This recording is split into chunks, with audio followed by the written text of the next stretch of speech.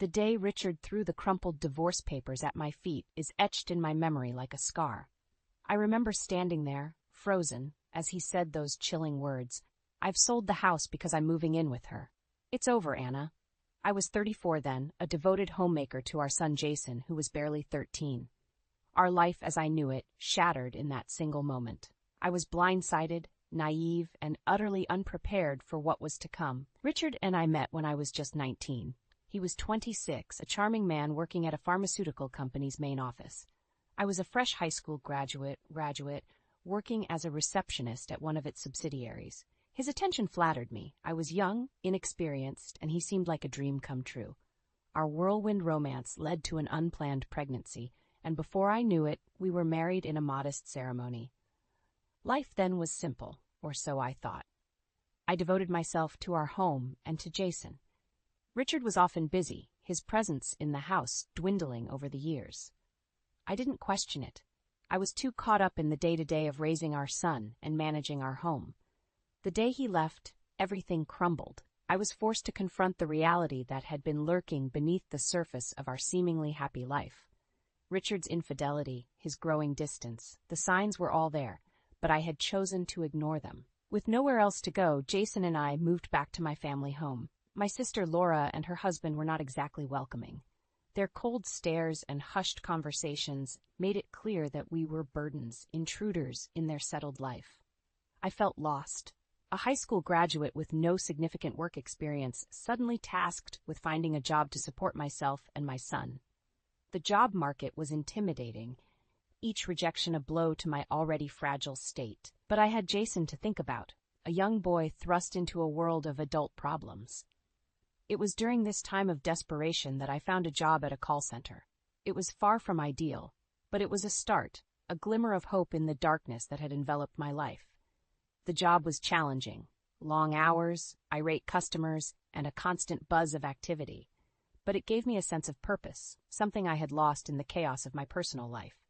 As I navigated the complexities of the corporate world, I realized how sheltered I had been. My lack of knowledge, particularly about legal matters like divorce and alimony, had left me vulnerable, at the mercy of Richard's whims. This realization fueled a fire within me. I vowed to never let myself be so helpless again. I immersed myself in learning, in understanding the world beyond the confines of home and family. As Jason grew, I saw the impact of our situation on him. He was quiet, more reserved than his peers, his eyes often holding a depth that was too mature for his age. But he was resilient, adapting to our new life with a strength that I admired. Our journey was just beginning, a path filled with struggles and revelations. But in those struggles, I found a strength I never knew I had. And in those revelations, a determination to fight back, to claim what was rightfully ours. Life at my sister Laura's house was a daily reminder of how far we had fallen. Her husband Mark barely concealed his disdain, often remarking, "Anna, you need to find your own place soon. We can't support you forever." The pressure was relentless. I scoured job listings daily, each rejection deepening the sense of despair. But it was Jason's quiet resilience that kept me going. Despite the turmoil, he focused on his studies, his determination unwavering. One day, I stumbled upon a job opening at a customer service center. It wasn't glamorous, but it was a chance. The interview was nerve-wracking. I sat there, feeling out of place in my outdated suit, my resume embarrassingly thin. "Why do you want this job?" the interviewer asked. I wanted to say, "I have no choice." But instead, I mustered a smile and said, "I'm looking for an opportunity to learn and grow." To my surprise, they offered me the job. It was a contract position, but it was a start. I remember the mixed emotions I felt telling Laura and Mark. Relief, but also a stinging sense of inadequacy, as Mark said, "Finally you can start contributing." The job was challenging. The fast-paced environment, the endless calls, it was overwhelming. But I persevered, driven by the need to provide for Jason and to prove to myself that I could stand on my own. As I settled into the routine, I couldn't help but reflect on my marriage with Richard. How had I been so blind? The late nights, the unexplained absences, the whispered phone calls. I had brushed them off, believing in the illusion of a happy family. But the truth was, Richard had been living a double life, and I was just a convenient facade. This realization was a bitter pill to swallow. It fueled a growing anger within me, an anger towards Richard for his betrayal and towards myself for my naivety. But it was a conversation with a coworker that truly opened my eyes. She was a single mother, like me, but much more informed. As we talked about our experiences, she said something that struck a chord. "Anna, did you get any alimony or child support? You know you're entitled to it, right?" I was stunned. The thought had never crossed my mind. Richard had left us with nothing, and I had just accepted it. I realized then how much I didn't know, how unprepared I was for the real world. Determined to make things right, I began to educate myself. I read books, searched online, anything I could find on divorce and family law. The more I learned, the more I understood the extent of Richard's manipulation. And then one day, I received a call from Jason's school. He had been in a fight. My heart sank as I rushed to the school, fearing the worst. But what I found was not a troubled child, but a young man pushed to his limits. "He called you a gold digger," Jason said, his eyes fiery with anger. "He said you were after Dad's money. I couldn't let him say that about you." I was speechless. The pain and humiliation of our situation had reached my son, poisoning his world. It was a wake-up call. I couldn't let Richard's betrayal define us any longer. That night, as I watched Jason sleep, I made a vow. I would fight back. I would reclaim what Richard had taken from us, not just for my sake, but for Jason's. It was time for Richard to face the consequences of his actions. The small apartment we eventually moved into was a far cry from the home we once shared with Richard, but it was ours. The walls were bare, the furniture minimal, but it represented a fresh start. Jason adapted quickly, his resilience continually surprising me.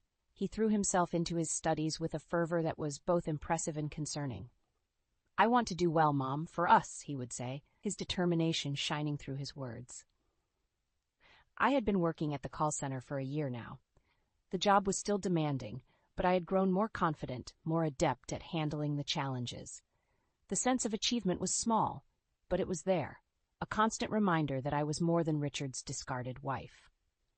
One evening, as Jason and I were having dinner, he looked up from his plate and said, "Mom, do you ever think about Dad?"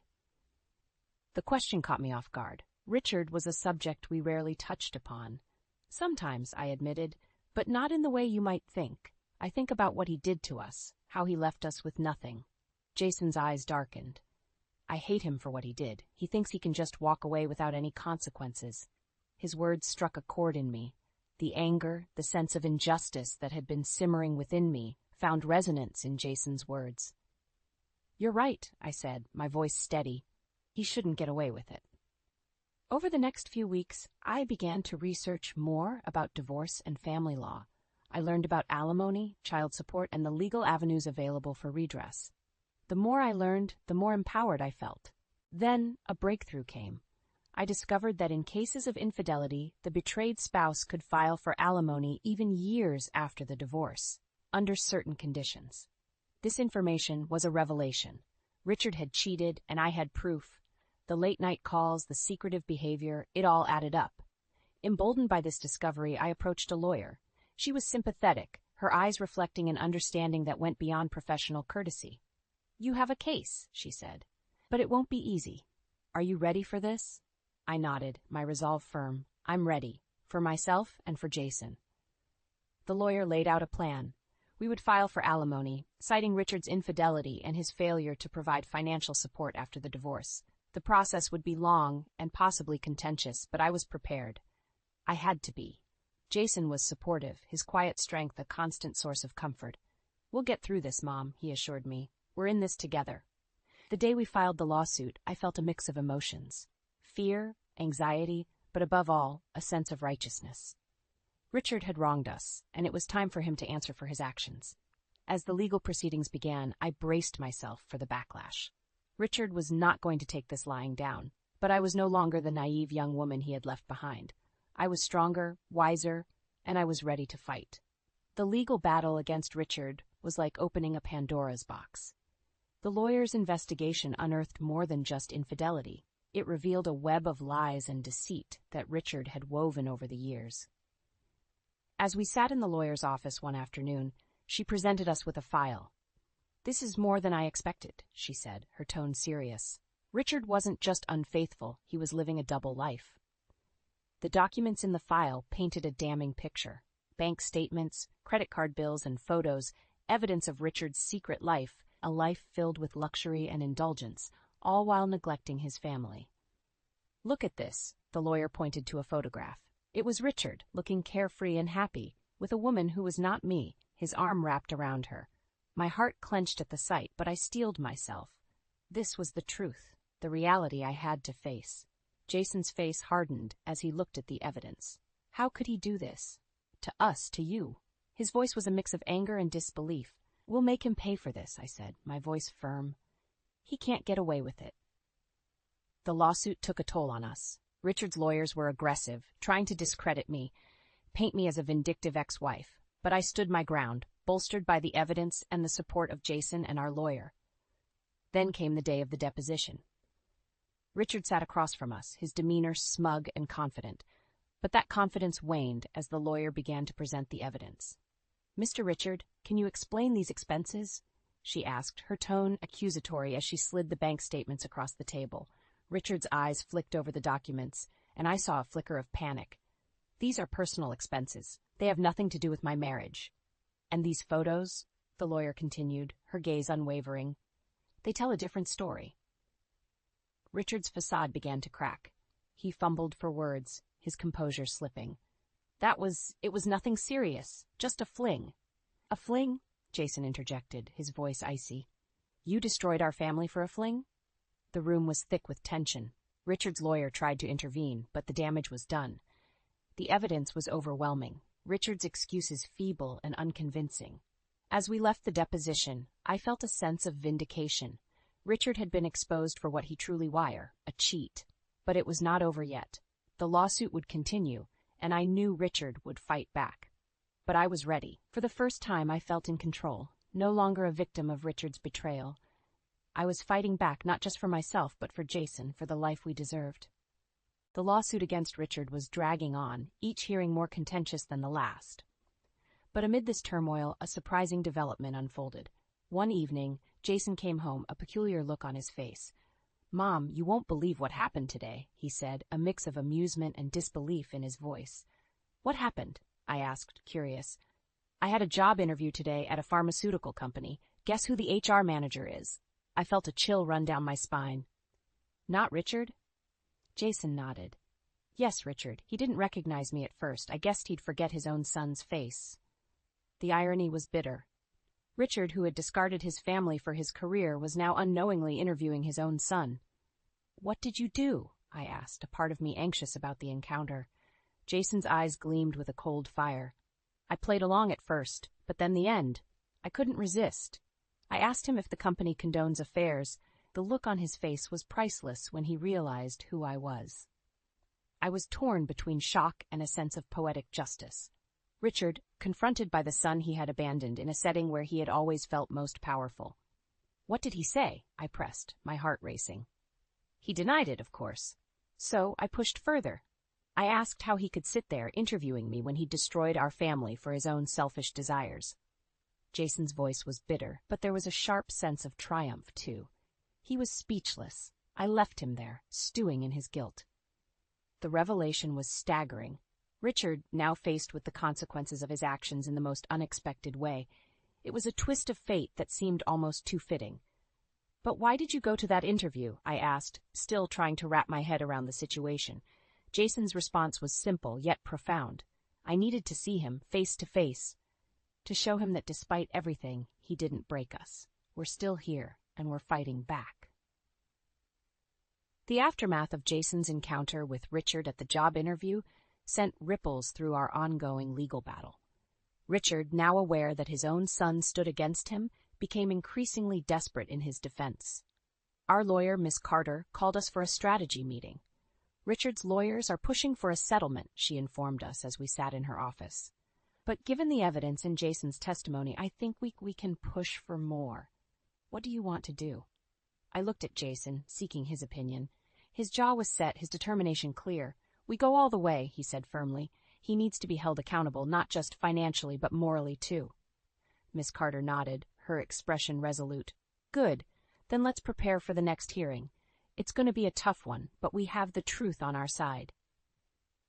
The hearing was indeed challenging. Richard's lawyer tried to paint a picture of a remorseful man who had simply made a mistake. But Miss Carter was relentless, presenting evidence of Richard's deceit and his neglect of his family responsibilities. Richard himself took the stand, his demeanor a mix of defiance and feigned contrition. "I regret the pain I caused my family," he said, his voice lacking genuine remorse. "But I believe the settlement offered is fair and just." His words rang hollow, and I felt a surge of anger. How could he stand there playing the victim after all he had done? It was then that Jason spoke up. "Fair and just?" he challenged, his voice steady but filled with emotion. "Was it fair to abandon your family? To lie and cheat while we struggled to make ends meet?" The courtroom fell silent, the weight of Jason's words hanging in the air. Richard looked at his son, a flicker of something, guilt perhaps crossing his face.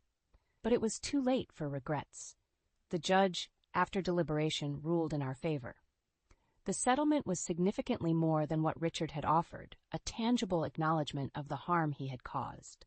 As we left the courthouse, a sense of vindication filled me. It wasn't just about the money, it was about justice, about holding Richard accountable for his actions.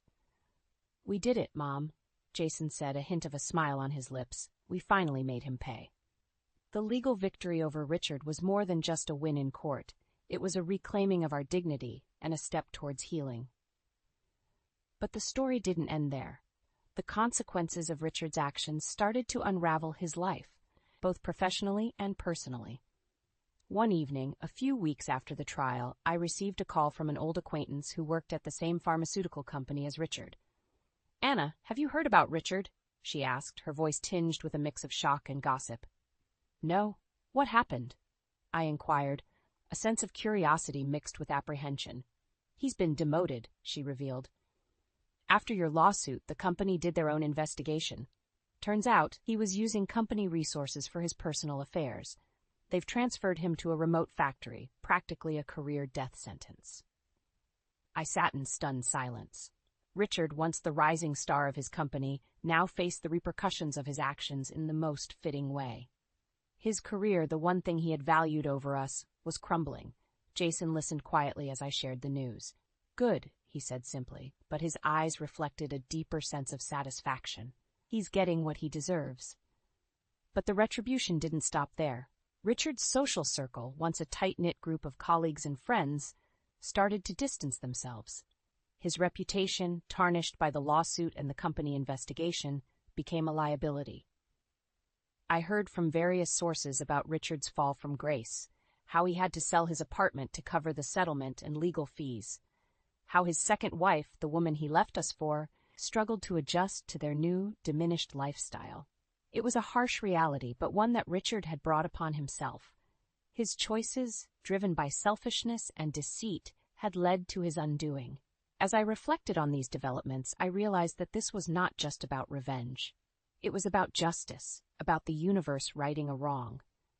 Richard, who had once seemed untouchable, was now facing the consequences of his actions. Jason and I talked about it one evening, the discussion more reflective than vengeful. "Do you feel sorry for him?" Jason asked, his voice neutral. I paused, considering the question. "No," I finally said, "but I do feel a sense of closure. It's as if a chapter has finally ended, allowing us to start anew." Jason nodded in agreement. "Yeah, it's time to move on, to focus on our lives." The chapter closes with Anna and Jason looking towards the future, the weight of the past slowly lifting from their shoulders. They had faced adversity and emerged stronger, ready to embrace the next chapter of their lives. With the legal battle behind us, and Richard facing the consequences of his actions, a new sense of freedom enveloped our lives. It was as if we had been released from a dark cloud that had loomed over us for years. Our small apartment, once a symbol of our struggle, began to feel more like home. We redecorated, making it a reflection of our new beginning.